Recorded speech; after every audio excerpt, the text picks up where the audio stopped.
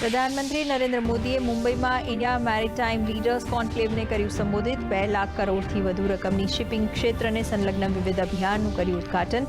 Shipping ક્ષેત્રથી સંલગ્ન 12 લાખ કરોડના સમજૂતી કરાર રાષ્ટ્રને કર્યા સમર્પિત।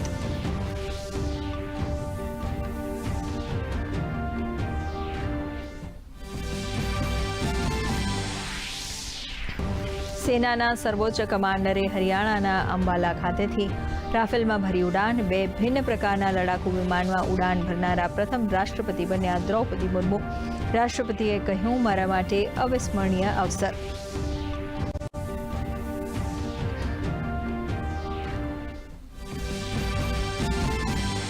બિહાર ચૂંટણીમાં દિગ્ગજ નેતાઓનો ઝંઝાવાતી પ્રચાર। એનડીએ વતી વરિષ્ઠ નેતા અમિત શાહ, રાજનાથસિંહ અને યોગી આદિત્યનાથે સંભાળ્યો મોરચો। જંગલરાજ મુદ્દે કર્યા પ્રહાર તો મહાગઠબંધન તરફથી રાહુલ ગાંધી, તેજસ્વી યાદવનું પ્રચાર અભિયાન તેજ।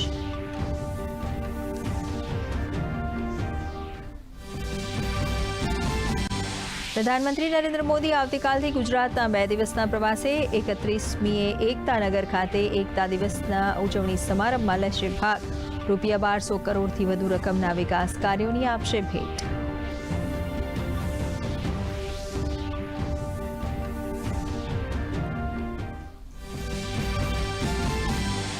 લોખંડી પુરુષ સરદાર પટેલની જન્મજયંતિને રંગેચંગે ઉજવવા એકતાનગર ખાતે પ્રથમ વખત મૂવિંગ પરેડનું આયોજન। ઓપરેશન સિંદૂરના 16 પદક વિજેતા જવાનો પરેડમાં જોડાશે।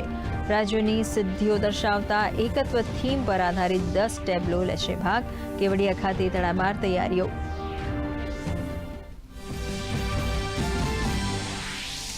કમોસમી વરસાદના મારથી અસરગ્રસ્ત વિસ્તારોમાં 7 દિવસની અંદર કરાશે સર્વે। 10 લાખ હેક્ટર વિસ્તારમાં પાક નુકસાન થયું હોવાનો પ્રાથમિક અંદાજ। પ્રવક્તા મંત્રીએ કહ્યું, કૃષિ વિભાગે ઊભા પાકના સંરક્ષણ માટે વૈજ્ઞાનિક પગલાઓ સૂચવતી એગ્રો એડવાઇઝરી કરી છે જાહેર।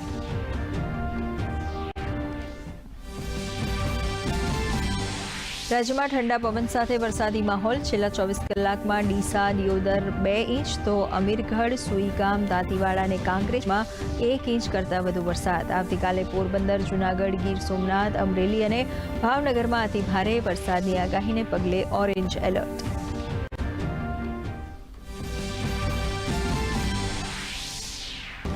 બીજી નવેમ્બરથી જૂનાગઢમાં શરૂ થતી લીલી પરિક્રમા મામલે મહત્વના સમાચાર। શ્રદ્ધાળુઓ અને પરિક્રમાવાસીઓને પરિક્રમા માટે તંત્ર દ્વારા સત્તાવાર સૂચના મળે નહીં ત્યાં સુધી પ્રસ્થાન નહીં કરવા તંત્રની અપીલ।